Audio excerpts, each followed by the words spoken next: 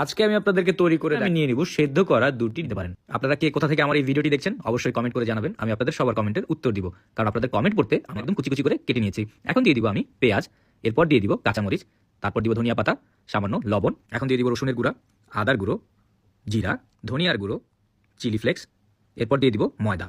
এরপর এই সবগুলোকে একসাথে আমি ভালোভাবে মিক্স করে নিব। আস্তে আস্তে করে যত্ন নিয়ে ভালোভাবে মিক্স করতে হবে। আপনারা চাইলে এর গোল করে একটি গোলাকার করে নিব। আপনারা চাইলে এর শেপ আপনারা আপনাদের নিজেদের মতো করে কর্নফ্লাওয়ার, এরপর দিয়ে দিব লবণ, তারপর দিয়ে দিব গোলমরিচ, সামান্য পানি। এরপর এই সবগুলোকে একসাথে আমি ভালোভাবে মিক্স করব। মিক্স করে আমি একটি পাতলা মিশ্রণ তৈরি করব। দেখতে পাচ্ছেন মিশ্রণটি পাতলা হয়েছে। তো এই মিশ্রণের ভিতরে আমি এই বলটিকে ভালো, আপনারা জিজ্ঞেস করেন ব্রেড ক্রামস কি? ব্রেড ক্রামস হচ্ছে পাউরুটির গুঁড়ো। তো ভালোভাবে আমরা ব্রেড ক্রামস লাগিয়ে নিব, নিয়ে আমরা একে ছেড়ে দিব মিডিয়াম গরম তেলের ভিতর। আমি আগে থেকে মিডিয়াম গরম তেল করে রেখেছি। খেয়াল রাখবেন তেল যাতে অনেক বেশি গরম না হয়, তাহলে পুড়ে যেতে।